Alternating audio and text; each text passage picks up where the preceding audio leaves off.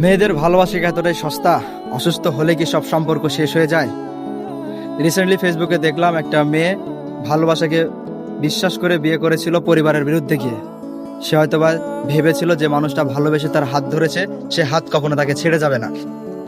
কিন্তু তার জীবন গল্পের মতো সুন্দর ছিল না। হঠাৎ করে তার ধরা পড়ে ব্লাড ক্যান্সার।